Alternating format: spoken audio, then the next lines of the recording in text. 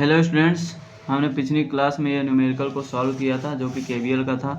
हम लोगों ने केसीएल और केवीएल को पढ़ लिया है। 2 क्वेश्चन हमने कर लिए हैं। अब एक नेक्स्ट लेवल का क्वेश्चन करेंगे जिसमें 2 मेश रहेंगे। उसका क्वेश्चन चलिए हम देखते हैं, करते हैं कैसे करना है।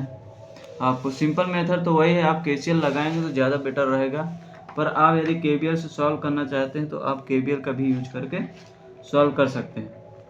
तो चलिए देखते हैं अगला क्वेश्चन क्या है। क्वेश्चन नंबर 3 हम लिखते हैं, क्वेश्चन नंबर 3। ठीक है, क्वेश्चन नंबर 3 क्या है आप देखेंगे।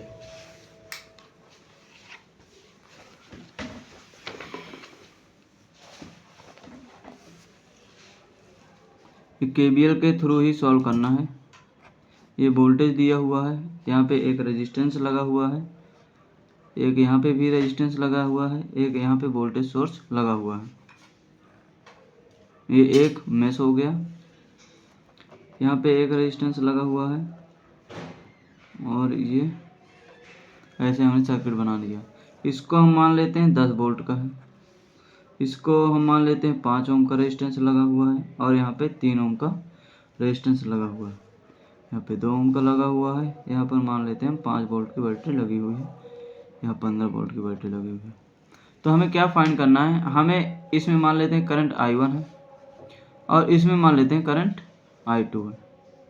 ठीक है, अब हमें केवीएल सॉल्व करने के लिए हम इस पूरे जो मेश है इस मेश में मानते हैं कि हमारी करंट क्या I1 फ्लो हो रही है, और इस मेश को हम मान लेते हैं कि इसमें हमारी करंट I2 फ्लो हो रही है। आप ऐसे भी मान सकते हैं, आप ऐसे भी मान सकते हैं, किसी भी डायरेक्शन में मान सकते हैं, आपको जिसमें सूटेबल हो आप मान सकते हैं। ठीक है, तो चलिए सॉल्व करते हैं। हमने पिछली क्लास में पढ़ लिया था, उसको रिवीजन करके आप लोग आए होंगे, ऐसा मानता हूँ मैं। चलिए हम यहाँ से शुरू कर देते हैं। मैंने बताया था जहाँ से शुरू करेंगे माइनस पॉइंट है तो माइनस का आप 10 वोल्ट लिख लीजिए, फिर प्लस क्या करते हैं, केवीएल जी ने कहा था कि सारे जितने भी वोल्टेज होंगे या वोल्टेज सोर्स होंगे या जितना भी वोल्टेज ड्रॉप होगा उनका सबका सम या योग, अलजेब्रिक योग क्या होगा, 0 के बराबर होगा, उन्होंने कहा था। तो उसी के अकॉर्डिंग हम देखते हैं माइनस 10 वोल्ट की वोल्ट यहाँ माइनस से स्टार्ट कर रहे हैं, अर्थात माइनस का 10 वोल्ट ये ले लीजिए, प्लस वोल्टेज ड्रॉप यहाँ पे क्या आएगा, रेजिस्टेंस दिया हुआ है, यहाँ पे करंट कितनी फ्लो हो रही है I1, तो 5 I1 फ्लो होगी। ये वोल्टेज ड्रॉप हो गया। वोल्टेज ड्रॉप क्या होता है, V/IR ही तो होता है। तो I यहाँ पे क्या फ्लो हो रही है I1, R क्या है 5 ओम का रेजिस्टेंस है, यहाँ पे हो गया। अब जब इस मेश को हम ले रहे हैं, यहाँ पे लिख देता हूँ मैं फर्स्ट मेश से, आप इसको पहला मान लीजिए, आप इसको सेकंड मानिए। मैं लिख देता हूँ बाई फर्स्ट मेश, पहले मेश से हम देखते हैं 5 I1 हो गया। अब जब इस ब्रांच में आएंगे, आप देखते रहिए, इस ब्रांच जब हम आएंगे तो यहाँ पे क्या इधर से करंट तो I1 आ रही है, समझ रहे हैं, इधर से करंट क्या आई है I1 आई है, और इधर से जब करंट देख रहे हैं घूम के इधर से आ रही क्या I2, तो यहाँ पे करंट क्या हो जाएगी I1 माइनस I2 हो जाएगी।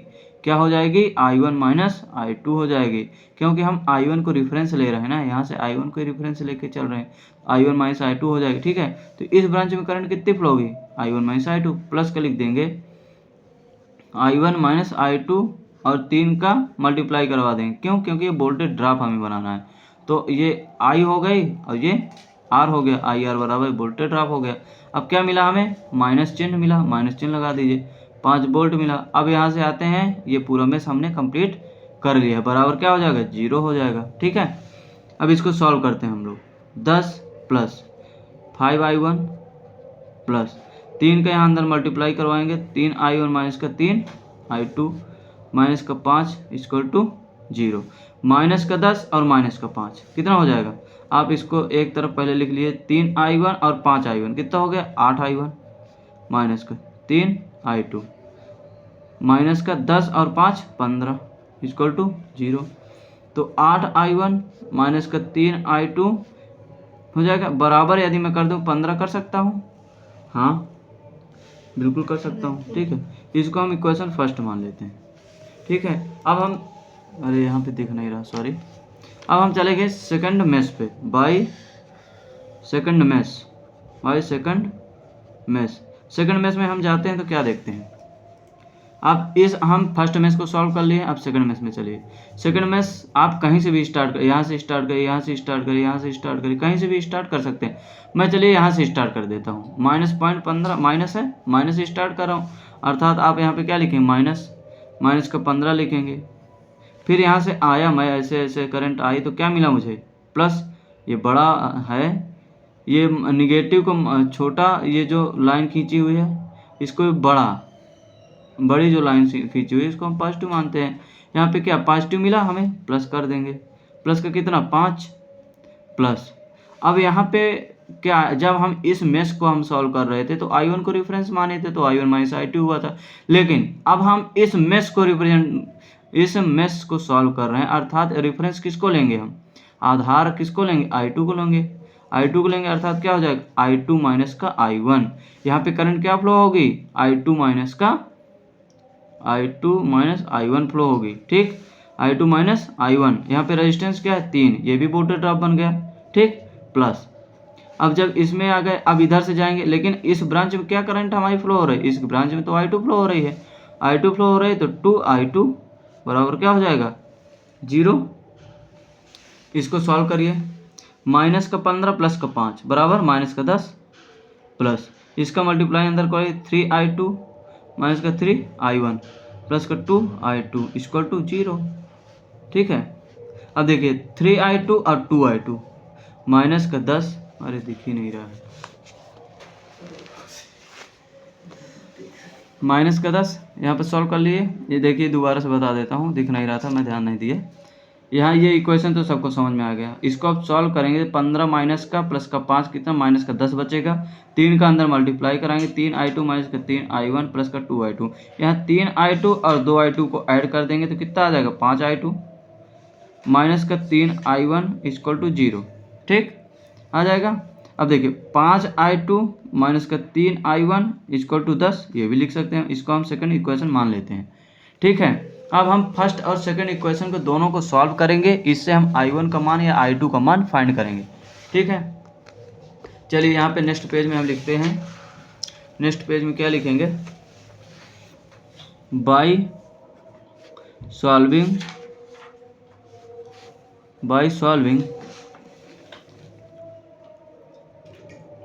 Equation first and second. First और सेकंड इक्वेशन फर्स्ट हमारा क्या है, देखिए 8I1 माइनस 3I2 बराबर 15, और दूसरा इक्वेशन हमारा क्या है, 5I2 माइनस का 3I1 बराबर 10। ये हमारा इक्वेशन है। अब हमें इसको सॉल्व करना है। अब सॉल्व करने के लिए किसी एक वैल्यू को तो कैंसिल करना पड़ेगा।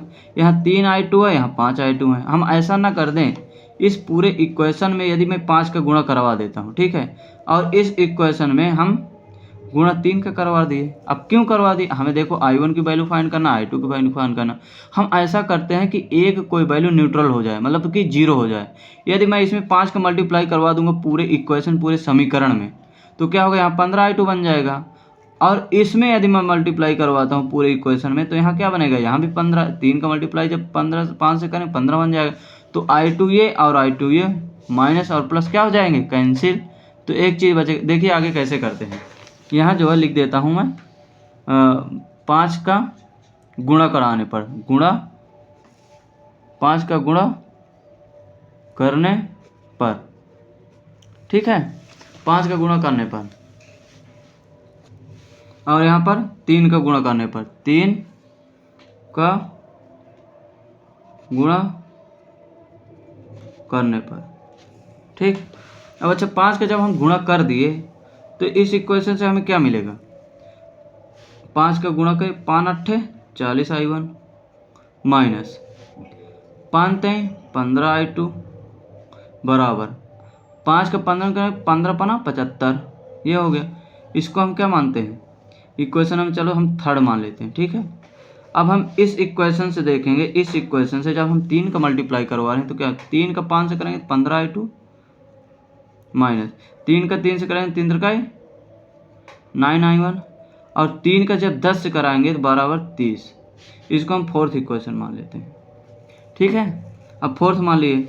अब हम क्या करेंगे, दोनों इक्वेशन को ऐड कर दीजिए।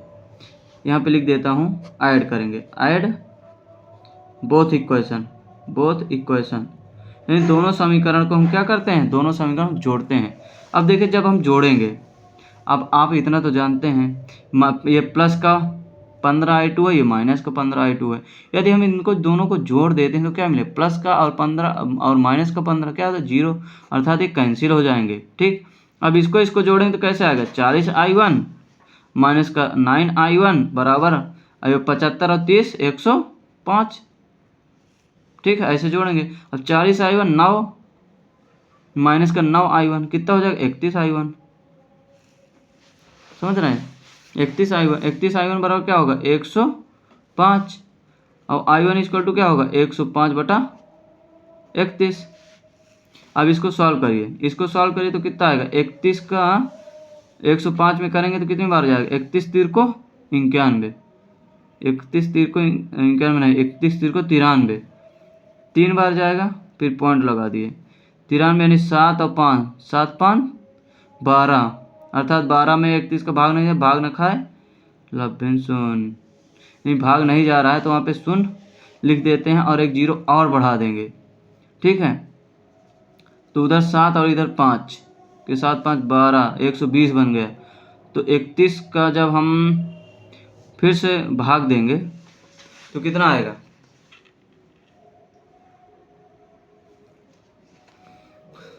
31 का हम फिर से भाग दीजिए, नहीं ऐसे नहीं होगा, इसका भाग दे दीजिए आप, इसका आएगा देखिए 3.38 एम्पियर के आसपास आएगा, इसका आएगा 3.38, इसका i1 इक्वल टू 3.38 एम्पियर आएगा। ठीक है, ये आ गया। अब i1 की वैल्यू को कहीं भी आप रख दीजिए, कहाँ रखेंगे आप, इक्वेशन 1 में रख दीजिए, इक्वेशन 2 में रख दीजिए, इक्वेशन 3 में रख दीजिए, इक्वेशन 4 में रख दीजिए, किसी भी समीकरण में रखेंगे तो i2 की वैल्यू आ जाएगी। ठीक है, तो मैं इक्वेशन किस में रख दूं, चलो इक्वेशन दूसरे में रख देता हूं, क्या रखता हूं, i1 का मान समीकरण 2 पर, यानी 2 पर i1 का मान समीकरण 2 पर रखने पर। ठीक है, समीकरण 2 क्या था, देखो यहाँ हमने लिखा था समीकरण ये 2, ये क्या है, 5i2 माइनस का 3i1, ठीक है, और बराबर 10, यही तो था हमारा सेकंड, आप पीछे जाके देख सकते हैं वीडियो में क्या था। अब देखिए यहाँ पर हमें क्या किया, i1 का मान निकाल लिए, अब i1 की वैल्यू आप यहाँ रख सकते हैं। ठीक है, तो कैसे आएगा, 5i2 माइनस का 3 इंटू 3.38 इक्वल टू 10, 5i2 इसको माइनस का 3 का मल्टीप्लाई कर दिए, 3 8 24, 2 आया, 3 का 9 2 11, 3 का 9 1 10, 2 अंक के बाद 0 तो लगा दीजिए 0 बराबर 10, 5i2 इक्वल टू 10, ये उधर जाएगा प्लस का 10.14, तो i2 इक्वल टू हो जाएगा 10 20.14/5, तो i2 इक्वल टू क्या आ जाएगा, इसकी वैल्यू 5 चौको 20 और 5 दूनो 10, 5 3 15, तो इसका 4.03 एम्पियर के आसपास आ जाएगा। ठीक है, ये इस तरह से हमने i1 की वैल्यू भी निकाल ली और इस तरह से i2 की वैल्यू निकाल ली। ठीक है, हमें क्या फाइंड करना था, i1 और i2 की वैल्यू। यहाँ पे क्वेश्चन में मैंने नहीं लिखा था शायद, यहाँ लिख देता हूँ, find the value of i1 and i2। ठीक है, इस तरह से हमें KVL सॉल्व करना। लेकिन KVL को यदि हम सॉल्व करने जाते हैं किसी भी कंपटीशन लेवल के एग्जाम में, या आप ITI की ही बात करते हैं, तो यदि आप इस तरह सॉल्व करेंगे ITI, तो ऑब्जेक्टिव बेस का एग्जाम होता है, तो इस तरह में टाइम बहुत जाता है। कैसे, इसमें इक्वेशन बनानी पड़ेगी 2 इक्वेशन, इधर 2 बना लिए, फिर इसे एक को न्यूट्रल करने के लिए, काटने के लिए या कैंसिल करने के लिए फिर गुणा भाग करेंगे, इधर गुणा करेंगे तो ये इतना लंबा चला जाता है, इतना लंबा चला गया, फिर यहाँ से इक्वेशन सॉल्व किया था 2 पेज का सोल्यूशन हो जाता है। इसलिए हम KVL का यूज नहीं करते हैं। इसमें सोल्यूशन बहुत लंबा जाता है, हम इसमें KCL का यूज कर लेते हैं। चलिए देखते हैं अच्छा KCL का यूज करने पर क्या आता है। हम इसको KCL से भी बना सकते हैं, ठीक है, हम इसको KCL से भी बना सकते हैं। अब देखिए KCL कैसे बनता है, इसको सिंपल सा बनाएंगे बिल्कुल आसानी से, ठीक है। KCL कैसे बनता है, कैसे सॉल्व कर दें इसी को, चलिए KCL का यूज करके सॉल्व करते हैं, ठीक है। यहाँ पे सर्किट एक बार और बना लेते हैं ताकि आपको आसानी हो समझने में। यही सेम रहेगा,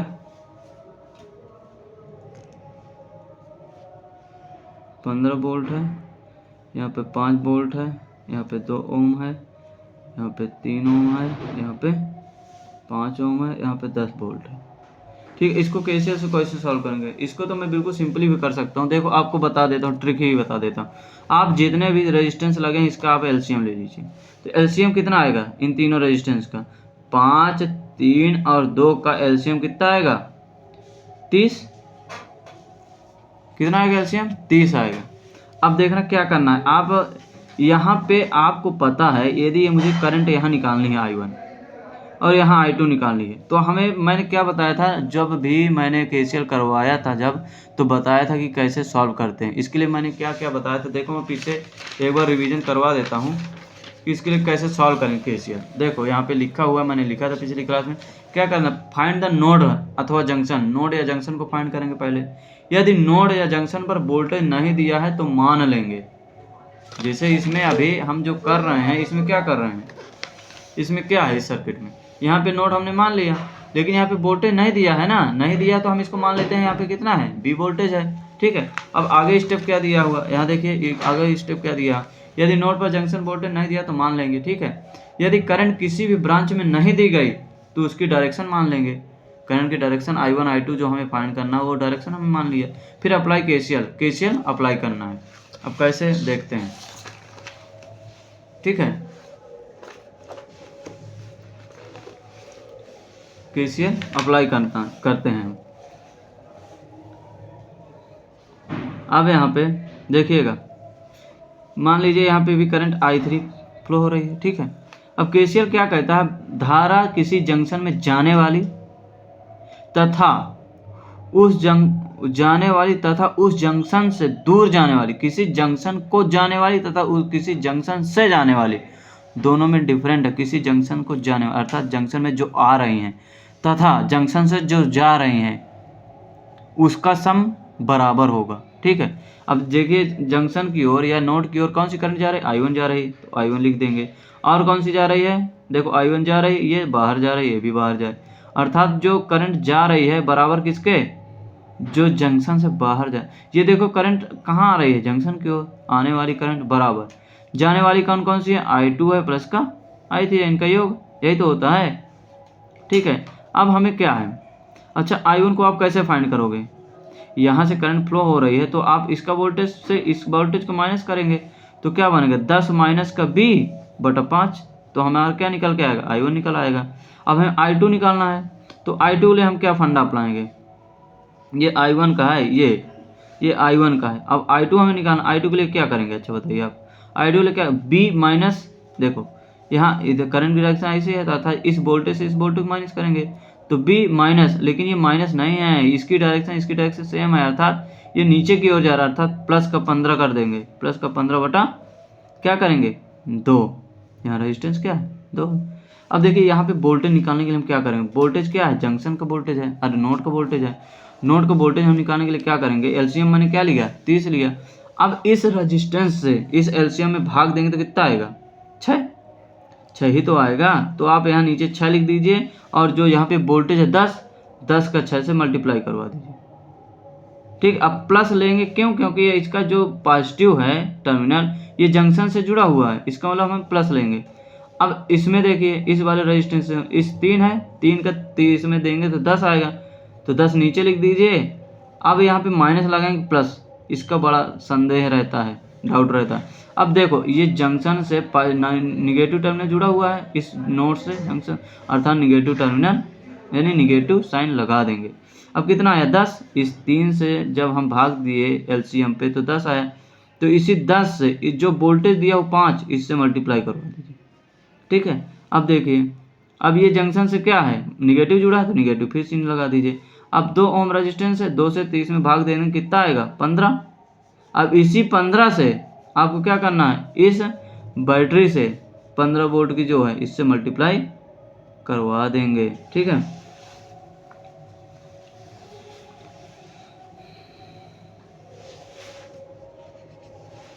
अब देखिए 10 छक्का 60 माइनस 10 पंचे 50 माइनस 15 15 नियम 225 बटा, अब इनको आप जोड़िए, 10 6 16 16 10 26 26 5 31, यही तो आया।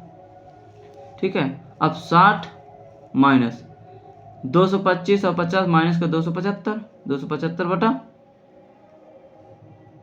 31, इसको जब सॉल्व करेंगे कितना आया, कितना आएगा 215 के आसपास, हाँ 215, हाँ 215 माइनस का 215 बटा 31। ठीक है, ये क्या आ गया हमारा, ये वोल्टेज आ गया। कहाँ का वोल्टेज आ गया, ये हमारा वोल्टेज इस नोड का आ गया। अब हमें यदि I1 निकालना है तो I1 निकालना क्या करेंगे, तो 10 माइनस वोल्टेज कितना, माइनस का 215 बटा 31। ठीक है, इसको हम 215 बटा 31 करते हैं, माइनस ये भी है, इसको माइनस का 215 बटा 31 बटा 5, इसको हम भाग दे देते हैं, ज़्यादा बेटर होगा। ठीक है,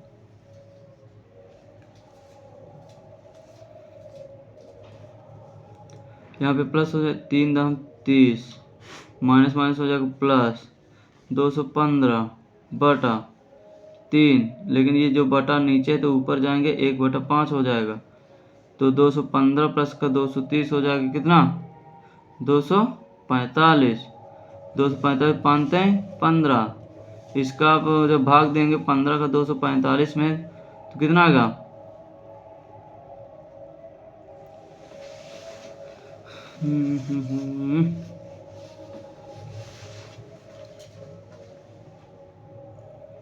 दस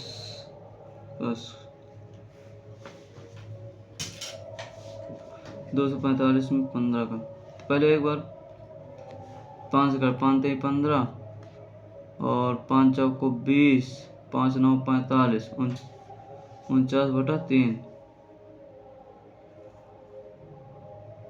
तो कितना आएगा, कहीं पे तो गलत हो रहा है, अच्छा यही तो गलत हो रहा है, 215 बटा 31 है, यही तो मिस्टेक हो रही है।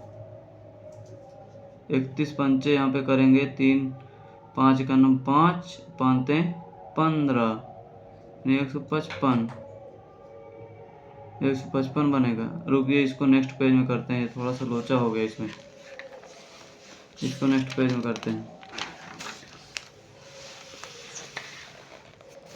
I1 इक्वल टू क्या आएगा, B यानी कितना है 10, 10 माइनस का B बटा पूरा का 5 आएगा। वोल्टेज हमने नोड का निकाला था माइनस का 215 बटा 31। ठीक है, तो I1 इक्वल टू हो जाए 10 माइनस का 215 बटा 31 बटा 5, तो 31 का जब करेंगे तो 310 माइनस का प्लस हो जाएगा ना, माइनस माइनस प्लस 215 बटा 31, ये बटे में तो गुणे 1 बटा 5 हो जाएगा बराबर 215 और 310 कितना हो जाएगा 500, 15 10 25 बटा 31, 5 का नम 5 5 15, 5 से डिवाइड करिए एक बार, 5 का नम 5 5 5 25। ठीक है, इसको डिवाइड कर 5 15 और 5 का नम 5। अब 31 से जब 105 को डिवाइड करेंगे तो कितना आएगा, I1 की वैल्यू I1 इक्वल टू 3.38 आ जाएगा। आप देख लीजिए डिवाइड करके यही आएगा, और हमने KVL से भी जब सॉल्व किए थे पिछले क्वेश्चन में, KVL से ये देखिए I1 की वैल्यू कितनी है, I1 की वैल्यू 3.38 आई थी, यहाँ भी 105 बटा 31 आया था, यहाँ देख रहे हैं आप, यहाँ भी आया था। अब जब हम KCL से सॉल्व कर रहे हैं तो भी 105 बटा 31 ही आ रहा है। ठीक है, आप देख पा रहे होंगे कितना है 105 बटा 31 अर्थात 3.38।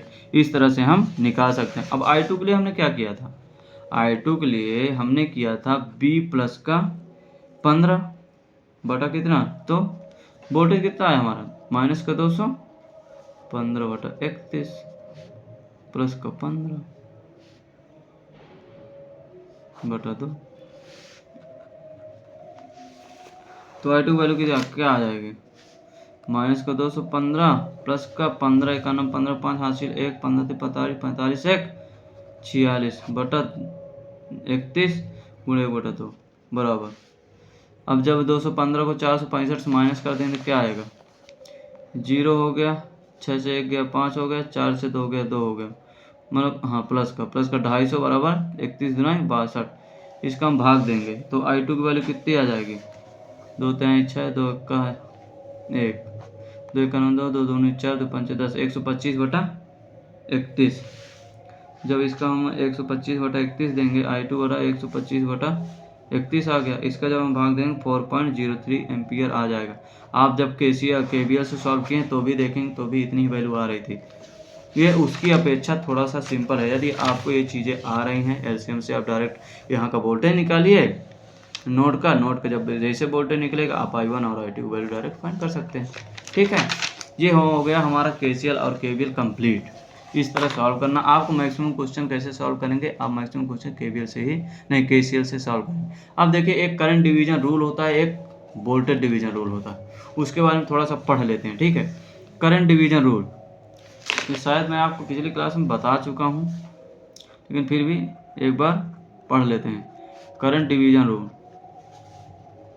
करंट डिवीजन क्या होता है। अच्छा, करंट डिवाइड कब होती है, जब पैरेलल सर्किट होगा तभी तो होगा। अब मान लीजिए यहाँ वोल्टेज सोर्स हमने लगा रखा है, ठीक है, यहाँ पे हमने एक वोल्टेज सोर्स लगा रखा है 5 वोल्ट का, ठीक है, और यहाँ पे रेजिस्टेंस है और यहाँ भी रेजिस्टेंस है। ठीक है, यहाँ पे हमने मान लिया 5 ओम का है और यहाँ पे हमने मान लिया 2 ओम का है। ठीक है, अब मैं यदि पूछूं कि इसमें करंट कितनी है और इसमें करंट कितनी है, तो आप कैसे फाइंड करोगे बताओ मुझे ज़रा। आप तो ऐसे ही फाइंड करोगे ना, टोटल रेजिस्टेंस निकालिए, टोटल वोल्टेज दिया, टोटल रेजिस्टेंस निकालिए, टोटल करंट निकाल आएगी। मानते हैं बात को। अथवा आप जान रहे हैं पैरेलल सर्किट है, ये पैरेलल में तो सारे कनेक्ट हैं। यदि पैरेलल सर्किट है तो इसके अक्रॉस भी ये 5 वोल्ट का वोल्टेज होगा, इसके अक्रॉस भी होगा। अर्थात जब हम इसको I1 मानते हैं, इसको I2 मानते हैं, तो वैल्यू हमारी क्या आनी चाहिए, 5/5। I1 की वैल्यू क्या आनी चाहिए, 5/5 अर्थात 1 एम्पियर। मानते हो, क्योंकि पैरेलल सर्किट है, पैरेलल सर्किट में क्या वोल्टेज समान होता है, अर्थात यहाँ भी वोल्टेज, इसके अक्रॉस भी वोल्टेज 5 वोल्ट होगा, इसके अक्रॉस भी होगा। I2 वैल्यू क्या होगी, I2 वैल्यू होगी 5, वोल्टेज आएगा बटा 2 अर्थात 2 पॉइंट कितना आ जाएगा, 2.5 एम्पियर। ठीक है, ये आ गया I1 की वैल्यू, ये आ गई।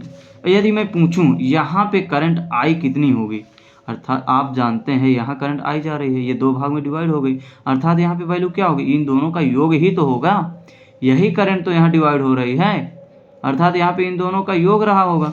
तो I इक्वल टू क्या होगा, I1 प्लस का I2। आप यदि KCL अप्लाई करेंगे तो धारा देखो जाने वाली यहाँ पे नोड पे I जा रही है, लेकिन इस नोड से बाहर कौन सी जा रही है, I1 प्लस I2। तो I equal to I1 plus I2। I1 की वैल्यू कितनी है 1 एम्पियर, I2 की वैल्यू कितनी है 2.5 एम्पियर। यानी I की वैल्यू हम क्या निकाल दिए, I की वैल्यू हम निकाल लिए कितनी होगा 3.5 एम्पियर। ये हो गया, निकालिए हम इस तरह। अब मैं यदि सर्किट कुछ दूसरा दूं, अब कैसे देखना, इसी सर्किट को बनाता हूं। यदि मैं सर्किट ऐसे बनाता, यहाँ पे करंट सोर्स दे दिया, करंट सोर्स कितना 3.5 एम्पियर, ठीक है, और मैंने यहाँ रेजिस्टेंस दे दिया और यहाँ भी रेजिस्टेंस दे दिया 1 मिनट के लिए, 5 ओम दे दिया, यहाँ पे 2 ओम दे दिया। अब मैं यदि पूछूं कि यहाँ पे I1 कितनी है, यहाँ पे I2 कितनी है, तो आप कैसे फाइंड करेंगे। यहाँ तो वोल्टेज था तो आपने फाइंड कर लिया, पर जब यहाँ करंट सोर्स दे दिया तो आप कैसे फाइंड करेंगे। यहाँ पे लगे करंट डिवीजन रूल, यहाँ पे पैरेलल सर्किट, तो यहाँ पे ये वाली करंट डिवाइड हो रही है। अब इसको हम कैसे फाइंड करें, I1 इक्वल टू कैसे फाइंड करें, I1 इक्वल टू होता है टोटल करंट IT इंटू, अब I1 को निकाल रहे हैं, I1 को छोड़ दो, इसके जो विपरीत रेजिस्टेंस है इसको मल्टीप्लाई करवा दो बटा 5 प्लस 2, ठीक है, तो I1 इक्वल टू हो जाए IT टोटल करंट कितनी है 3.5 है। अब जो 2 ओम यानी विपरीत वाला, इसका हम निकाल रहे हैं करंट, लेकिन हम इससे मल्टीप्लाई नहीं करवाएं, मल्टीप्लाई किससे कराएं, दूसरे वाले से 2 से मल्टीप्लाई करवा दी बटा दोनों का योग लिख दी, 5 2 7। ठीक है, तो ये 3.5 इंटू 2 करेंगे तो कितना है 7/7 अर्थात 1 एम्पियर। 1 एम्पियर I1 कितनी आ गई 1 एम्पियर। देखो यहाँ ऊपर भी हमने I1 1 एम्पियर ही निकाला था, समझ गए। दूसरा I2 की बात कर लेते हैं। I2 इसका टोटल करंट, टोटल कितनी है 3.5 इंटू I2 हम निकाल रहे हैं ना, तो I2 का रेजिस्टेंस नहीं लेंगे, हम लेंगे किसका 5 ओम जो I1 का है, गुणे 5 कर देंगे बटा दोनों का जोड़ देंगे। ठीक है, अब 5 का जब हम 35 में क्या गुणा कराएंगे, या तो इसको आप 7 पन 35 तो 0.5, अब 5 का 5 से मल्टीप्लाई कर 5 25 यानी 2.5 एम्पियर आ गए। आप यहाँ देखिए 2.5 एम्पियर I2 है और यहाँ भी 2.5 एम्पियर I2 है। ठीक है, इस तरह हम फाइंड करेंगे। अब मैं एक क्वेश्चन आपको देता हूँ, आप सॉल्व करेंगे। ठीक है, चलिए यहाँ पे करंट सोर्स दिया हुआ 10 एम्पियर। ठीक है, यहाँ पे एक रेजिस्टेंस लगा हुआ है और एक रेजिस्टेंस यहाँ पे लगा हुआ है। यहाँ पे करंट फ्लो हो रहा है, यहाँ भी करंट फ्लो हो रहा है। यहाँ पे रेजिस्टेंस जो लगा हुआ है वो मान लीजिए 3 ओम का लगा हुआ है, यहाँ पे 6 ओम का लगा हुआ है। आप मुझे फाइंड करके बताओ जो I1 करंट 3 ओम पे फ्लो हो रही है और I2 करंट 6 ओम पे फ्लो हो रही है, तो आप मुझे बताएंगे कि I1 और I2 का मान कितना है। Find the value of I1 and I2। आप मुझे इनका फाइंड करके बताइए वैल्यू जल्दी से। I1 कैसे निकालोगे आप बताइए। चलिए बता देता हूँ, मैं सोल्यूशन कर देता हूँ, आप अपना आंसर मैच कर लेंगे। तो I1 इक्वल टू क्या होता है, जिसका सॉल्व नहीं हुआ है वो वीडियो को रोक के पहले सॉल्व करेगा फिर सोल्यूशन देखेगा। ठीक है, I1 इक्वल टू मैंने क्या बताया था, I1 यदि हम इस ब्रांच की निकाल रहे हैं किसी ब्रांच की, तो टोटल करंट पहले लिखेंगे। टोटल करंट कितनी है इस सर्किट में 10 एम्पियर। इसका मल्टीप्लाई किससे करेंगे, यदि हम I1 निकाल रहे हैं तो इस ब्रांच के रेजिस्टेंस से मल्टीप्लाई नहीं करोगे, किससे कराते हैं दूसरे वाले से। दूसरा वाला कितना है 6 ओम से मल्टीप्लाई करा बटा हम क्या लिखते दोनों का योग, 6 और 3 9, 3 + 6 अर्थात 10 छक्का 60 बटा 6 9। ठीक, अब इससे आप क्या करेंगे 3 त्रिकाई 9 3 दूना 6 यानी कि 20/3। 20/3 को आप क्या लिखें 3 18 पॉइंट लगा 66। I1 की वैल्यू कितना आ गई 6.66 एम्पियर। ठीक, अब I2 निकालिए।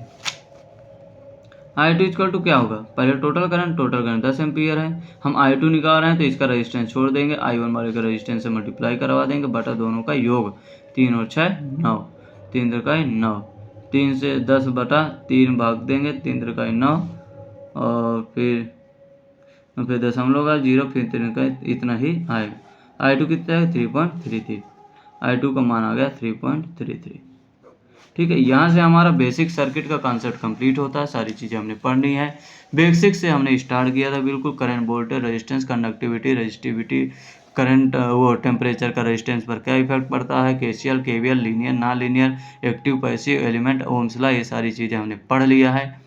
अब इसके बाद हम पढ़ेंगे क्या AC सर्किट, AC करंट क्या है, DC करंट क्या है, AC सर्किट कैसे काम करते हैं, पावर फैक्टर क्या होता है, ये सारी चीज़ें हम नेक्स्ट क्लास में पढ़ना स्टार्ट कर देंगे। कोई भी क्लास को मिस नहीं करेगा। AC सर्किट एनालिसिस बहुत कम लड़कों को या तो बहुत कम बच्चों को या स्टूडेंट्स को समझ में आती है, तो आप क्लास में बने रहेंगे, बिल्कुल पॉइंट टू पॉइंट चीज़ें समझ में आएंगी और आप क्लास को लाइक भी करेंगे तथा चैनल को सब्सक्राइब करेंगे, दोस्तों तक शेयर भी करेंगे। जो भी चीज़ आप लोग को समझ नहीं आती है तो आप कमेंट करेंगे, मैसेज करेंगे, मैं वहीं रिप्लाई कर दूंगा। यदि फिर भी समझ नहीं आता है तो उसको नेक्स्ट क्लास में हम लोग डिस्कस कर लेंगे सारी चीज़ें। ठीक है, क्लास को हम ऑफ करते हैं आज के लिए, अब मिलते हैं नेक्स्ट क्लास में। Thank you.